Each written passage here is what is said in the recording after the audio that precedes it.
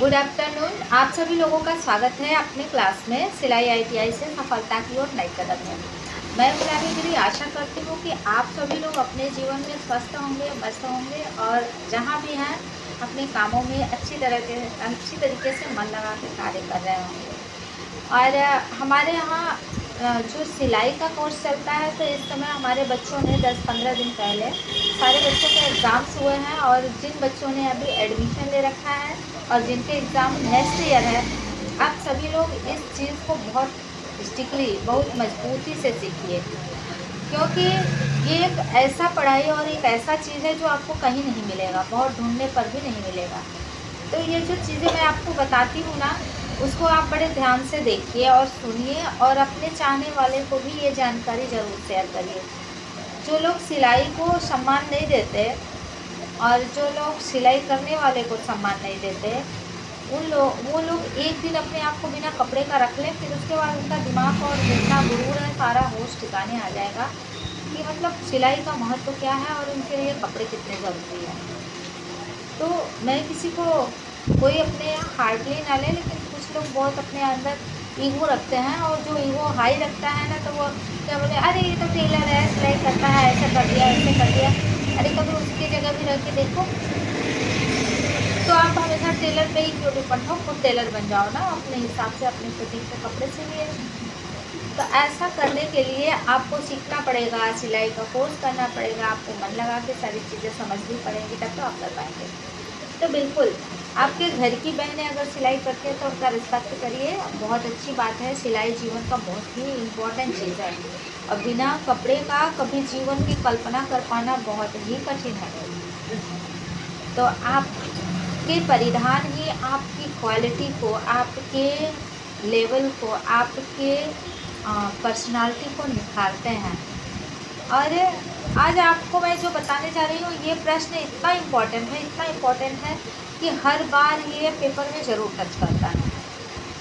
अगर आपका long question नहीं दिया तो शॉर्ट क्वेश्चन में ज़रूर उसकी 2-4 हेडिंग्स डाल के पूछ लेगा, या फिर ऑब्जेक्टिव में डाल के क्वेश्चन पूछ लेगा। तो इसलिए ये बहुत ही वेरी इम्पोर्टेंट क्वेश्चन है। आप इस वीडियो को लास्ट तक देखिएगा, वीडियो में बने रहिएगा। अगर आप मेरे चैनल पे नए हैं तो चैनल को सब्सक्राइब कर लीजिएगा। वीडियो आपको अगर अच्छी लगे तो आप इसे लाइक कीजिए और दूसरों के लिए शेयर भी कीजिएगा। तो मैं ये बताने चल रही हूँ कि सिलाई जो होता है वो कितने प्रकार की होती है। आज का जो प्रश्न है वो ये है कि सिलाई के कितने प्रकार होते हैं और उनके किस प्रकार से, कहाँ, कब, कैसे उसका उपयोग किया जाता है। तो आज मैं आपको बताने जो चल रही हूँ, ये प्रश्न इतना इम्पोर्टेंट है कि आप इसको बिल्कुल स्किप नहीं करिएगा। जो व्यक्ति पढ़ाई नहीं कर रहा है वो भी इस वीडियो को देख के अपने जीवन में जो अलग अलग प्रकार के आप कपड़े पहनते हो, आप सिलाई डालते हो या फिर अपने कपड़े की सिलन करते हो, तो उसके बारे में भी नॉलेज आप ज़रूर रखिए कि आपका जो कपड़ा है किस सिलाई से की गई है। कभी जानकारी किसी को बर्बाद नहीं करती, जानकारियाँ हमेशा इंसान को आगे ही ले जाती है। तो आज मैं जो एक चीज़ और मैं आप लोगों से कहना चाहूँगी कि बहुत सारे लोग, अभी ये हमारा सिलाई का चैप्टर है तो व्यूज़ तो बहुत सारे रहेंगे, लोग देख लेंगे पर उनको सब्सक्राइब करने में अच्छा नहीं लगता। लोग उसे सब्सक्राइब नहीं करेंगे, लोगों को शेयर नहीं करेंगे, बस देख के आगे बढ़ जाएंगे कि अरे ये तो सिलाई तो है। अरे सरकार, ये सिलाई ही है जो आपको सुंदर और स्वच्छ और ठंडी गर्मी बरसात से आपकी बॉडी को सुरक्षित रखता है।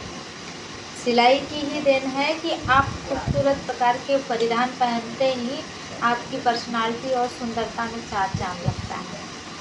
तो इसलिए आप इस वीडियो को सुनिए और चैनल को सब्सक्राइब करने का अगर जी करे तो करिएगा, नहीं करने का मन करे तो कोई ज़रूरी नहीं है कि आप मेरे चैनल को सब्सक्राइब ही करें।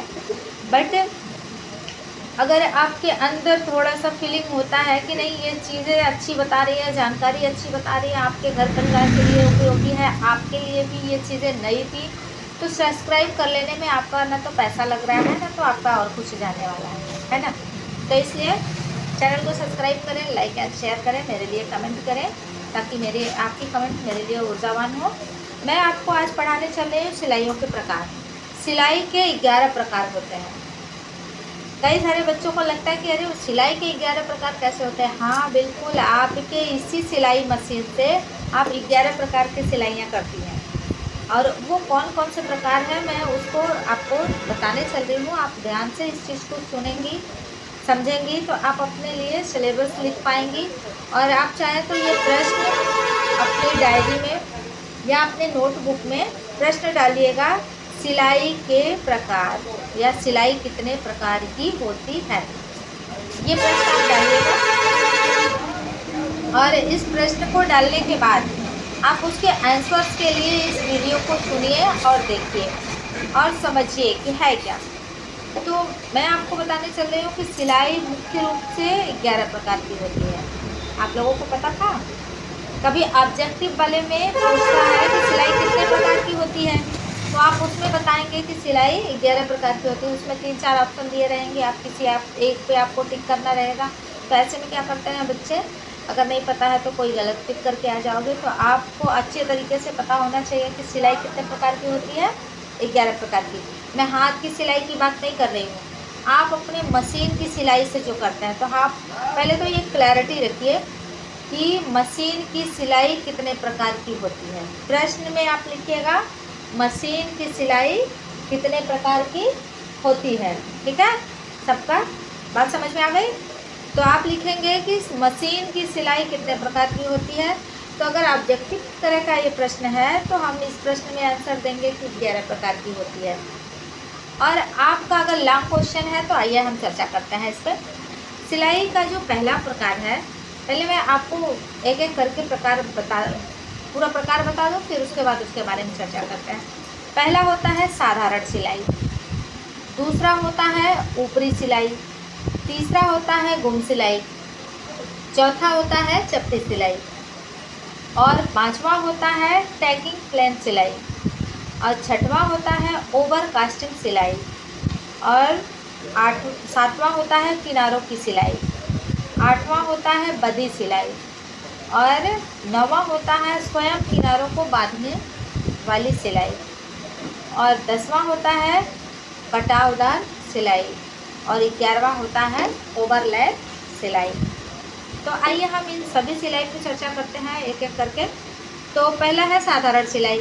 साधारण सिलाई में क्या होता है कि आप 2 कटे कपड़े को इस तरीके से पकड़ते हैं और इस पर इस तरीके से आप मशीन चलाएंगे तो कम से कम 2 सूत या दो सूत के इधर जगह छोड़ के कपड़े पे आप सीधी सिलाई करते हैं।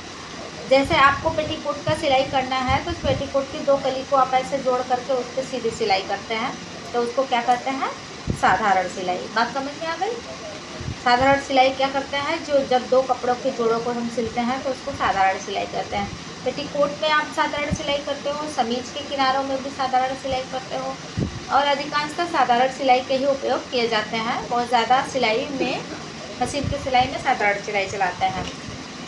दूसरी बात है ऊपरी सिलाई। ऊपरी सिलाई क्या है? ऊपरी सिलाई कपड़े के किनारों को मिला करके साधारण सिलाई की तरह ही इसको सिलाई करते हैं। साधारण सिलाई की तरह ही इसके किनारों पर मजबूती से कपड़े को सिलाई करते हैं, निकाल करके सिलाई करते हैं। तो कहने का मतलब एक नीचे से कपड़ा बड़ा और एक ऊपर से छोटा कपड़ा करके इस कपड़े को ऐसे मोड़ करके इस पर सिलाई करते हैं, तो ये क्या होता है, ऊपरी सिलाई। और तीसरी बात होती है गुम सिलाई। गुम सिलाई बहुत इम्पोर्टेंट होता है। वो तब किया जाता है जब ऐसा लगता है कि हमें कहीं डिज़ाइन बनाना है, वो सामने है, और कोई बात नहीं, आप लोग बोल सकते हो, सीख सकते हो, मुझसे पूछ सकते हो, ये सब ऐसा कोई टेंशन नहीं है। ठीक है, टेंशन मत लो। तो आपको मैं बता रही हूँ गुम सिलाई। गुम सिलाई क्या होता है बेटा, जैसे अभी आपको एक डिज़ाइन बनानी है, डिज़ाइन में आपकी सिलाई भी ना दिखे और सिलाई भी हो जाए, तो ऐसे कंडीशन में एक आप पहले सीधे के लेयर को ऐसे बाहर निकाल के उस पर सिलाई चलाते हो, फिर उस चीज़ को ऐसे अंदर मोड़ करके इस पर से प्रेस लगा देते हो कपड़े को, तो क्या होता है, सिलाई अंदर चली गई। जैसे ही सिलाई अंदर चली गई और ऊपर से कपड़े का एक प्लीट्स दिख रहा है और इस पर प्रेस लग गई तो सिलाई दिखेगी ही नहीं, तो उसको कहते हैं गुम सिलाई। और एक होती है चपटी सिलाई। चपटी सिलाई क्या होती है, इस सिलाई को लगाने से वस्त्र का एक बड़ा भाग रखकर छोटे भाग के ऊपर मोड़ने के बाद इस पर सिलाई लगाते हैं और फिर इसके बाद इसको प्रेस से बखिया कर लेते हैं, दबाकर इसको सिल करके प्रेस से प्रेस कर लेते हैं और उसकी बखिया ढक जाती है। तो कहने का मतलब क्या है, चपटी सिलाई कैसे करते हैं, एक भाग को बड़ा आप निकाल लिए हैं, दूसरा भाग उसके ऊपर छोटा है और फिर उस वाले सिलाई को मोड़ करके उसको एक चपटे आकार में मतलब सिलाई करके थोड़े से इस वाले भाग को जो ये पीछे था उसको उसके ऊपर चढ़ा करके प्रेस लगा देते हैं। तो ये हो गई चपटी सिलाई। मतलब सिलाई ऐसी हुई कि सिलाई भी हो गई और कपड़े भी आपके नहीं मुड़े और वो ढक भी गई और चपटी भी हो गई, उसको हम चपटी सिलाई कहते हैं। और पांचवी बात है ट्रैकिंग प्लेन सिलाई। यह सिलाई पैंट और कोट का बैक साइड में किया जाता है, पैंट और कोट के बैक साइड में किया जाता है। इसमें तुरपाई करके किया जाता है और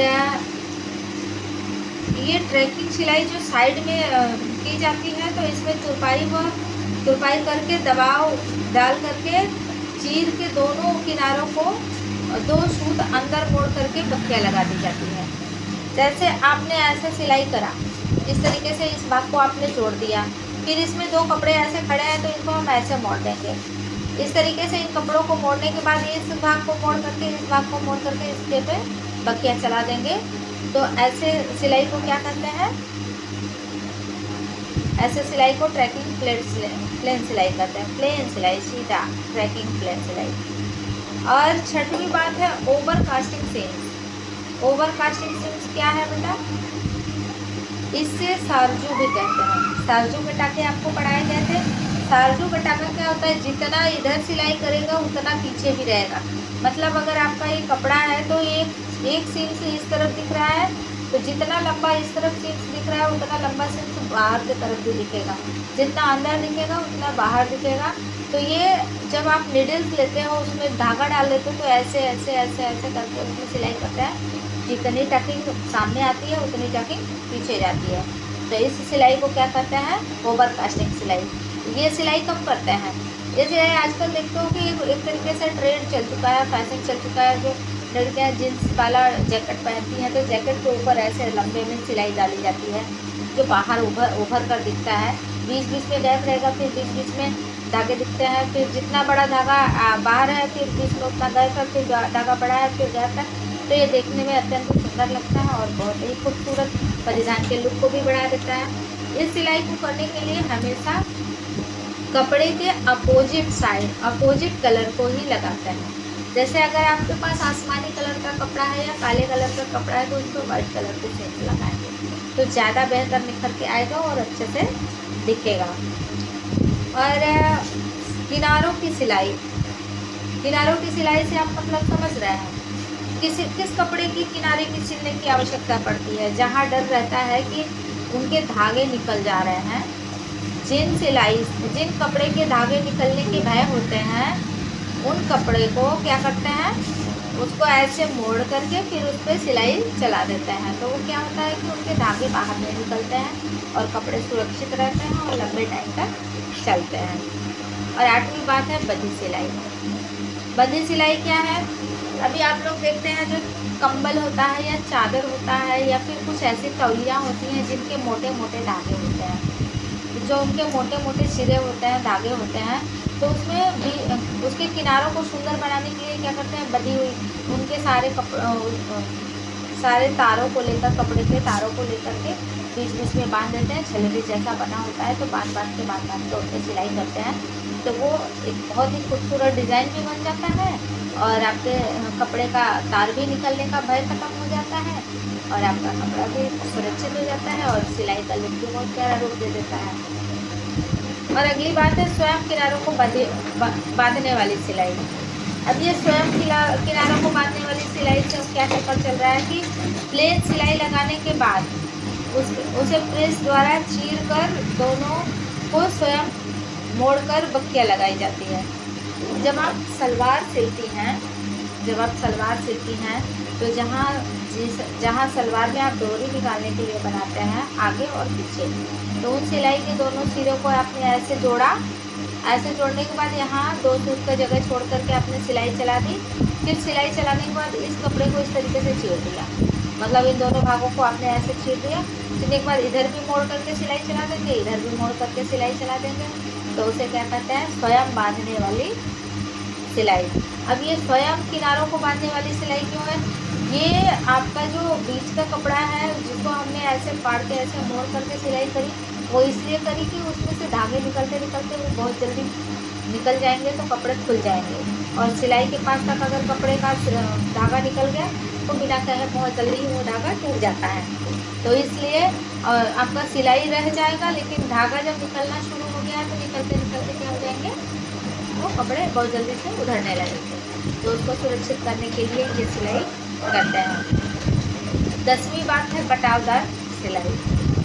कटावदार सिलाई आप लोग जानते हो, हम देखिए जितनी भी सिलाई मैं बता रही हूँ वो सारे सिलाई आपके लाइफ में यूज होती है और आपके कपड़े में लगता है और होती है, पर आपको उसका नाम नहीं पता होता है कि इसको क्या कहते हैं। ठीक है, तो अब ये कटावदार सिलाई क्या होता है? वस्त्र के दबाव पर प्लेन सिलाई लगाने के बाद प्रेस करने के उपरांत क्योंकि सीजर से दबाकर किनारा काटते हैं। आपने देखा होगा कि जब आप समीज सिलती हैं तो समीज में इतना कपड़ा आप साइड से छोड़ देते हैं, इतना कपड़ा आप साइड से छोड़ते हैं और समीज का किनारा ऐसे सिल देते हैं। सिलने के बाद आप क्या करते हैं, इसको मोड़ मोड़ के सिंगाड़े की डिज़ाइन की कटिंग करी जाती है। सिंगाड़े का डिज़ाइन मतलब कैसा कटिंग करते हैं, ऐसे यहाँ से कट कर दिए, ऐसे ऐसे भी का आकार में कपड़े में कटिंग मार दिए। तो इस कटिंग को क्यों किया जाता है? इस कटिंग को करने से क्या होता है, ये कटावदार सिलाई बोली जाती है। ये कटावदार सिलाई इसलिए दिया जाता है कि आपको जहाँ ये गोल आकार दिए हैं तो उसके वजह से सिलाई की वजह से ऐसे तन के सिलाई बाहर उभरा ना पता चले। तो वो जब कटाव कर दिए जाते हैं कपड़े का तो वो वाली सिलाई क्या करती है, बहुत खूबसूरत तरीके से बैठ जाती है और पता भी नहीं चलता है कि यहाँ चौड़ा हिस्सा छूटा है, यहाँ सकरा हो गया है। आप किसी भी कपड़े को, अगर सीधा कपड़ा है आप उसको आप ऐसे यहाँ चौड़ा करेंगे, यहाँ सकरा करेंगे, फिर यहाँ चौड़ा करेंगे, तो ऐसे कंडीशन में क्या होगा, कपड़े में सिलन में खिंचाव आ जाता है। लेकिन जैसे ही उसमें आप कट मार देते हैं तो कपड़े बिल्कुल बराबर हो जाते हैं। वो कट के कारण सिलाई अपनी जगह, सीम्स अपनी जगह अच्छे से बैठ जाते हैं और आपका कपड़ा भी, सिलाई भी एकदम अच्छे से बैठ जाएगा, कपड़ा भी बिल्कुल प्लेन और अच्छा दिखने लगते हैं और प्रेस मार के आप अपने कस्टमर को कपड़े दे सकते हैं। 11वीं बात है ओवरलैप सीम। ये ओवरलैप सीम क्या होता है? ओवरलैप सीम यह सिलाई की बकरन को आपस में जोड़ने के लिए करते हैं। ओवरलैप, वही बोल ही रहा है, ओवरलैप मतलब ओवर सिलाई करना। तो जब आप सलवार सिलते हैं तो सलवार की मोहरी पे आप क्या करते हैं, वहाँ देखते हो ना कितनी बार सिलाई होती है। 2 लाइन ऊपर तो 2 लाइन नीचे, 2 लाइन नीचे तो 2 लाइन ऊपर तो 2 लाइन बीच में, फिर उसके बीच में भी ऐसा ऐसा डिजाइन बनाते हैं। ये सीम सिलाई से ही तो बनाते हैं। तो क्या करेंगे, ये जो बार बार ये ओवर सिलाई जो होती है और फिर उसके ऊपर भी डिज़ाइन बनती है, तो वो इसलिए नहीं बनती है कि मतलब डिज़ाइन बनाना ज़रूरी है। डिज़ाइन बनाने से उसकी सुंदरता तो बढ़ी जाती है। सिलाई की ही डिज़ाइन आपको कितना सुंदर लगने लगता है। कहीं कितने लोग चौड़ी मोहरी पसंद करते हैं, कितने लोग पतली मोहरी पसंद करते हैं, कितने लोग मीडियम मोहरी पसंद करते हैं। तो जब आप उस पर सिलाई चला लेते हैं तो वो देखने में और भी सुंदर लगने लगता है। और जो उसमें बकरन डाला हुआ है, जो बकरन डाला जाता है, वो बकरन कपड़े के साथ मिल करके, सिलाई के साथ मिल करके एक कड़क और सुडौल आकार मिल जाता है उसको, जिसके कारण वो और अत्यंत सुंदर और बढ़िया लगने लगता है। तो आज मैं आप लोगों को ये बेहतरीन जानकारी सिलाई ITI के लेसन नंबर 10 से आपको मैं दे रही हूँ, जिसका मेन उद्देश्य है कि सिलाई मशीन की कितने प्रकार की सिलाइयाँ होती हैं। तो आप प्रश्न को ध्यान से सुनिएगा। प्रश्न पूछ रहा है सिलाई मशीन की कितने प्रकार की सिलाई होती है। तो मैंने आपको 11 प्रकार की सिलाई बताई है। जितने लोगों को ये वीडियो अच्छी लगती है तो आप अपने लोगों को शेयर कीजिए, और जिनको लगता है कि ये वीडियो अच्छी नहीं है तो वो हमें कमेंट करें। और अगर सिलाई का महत्व आपके जीवन में है तो आप इस वीडियो को ज़रूर अपने तक पहुंचाएंगे, और आपको अच्छा लगा हो तो आप इस चैनल को सब्सक्राइब करें। आपके काम की और आपके हित के लिए ही ये है। और आपको कैसा लगा आप लाइक शेयर कमेंट कीजिएगा और मेरे लिए मोटिवेट कीजिएगा कि आप कहाँ से हैं, कैसे हैं। और आई होप कि आप अपनी लाइफ में आगे बढ़ें, मस्त रहें, स्वस्थ रहें, अपना ख्याल रखें।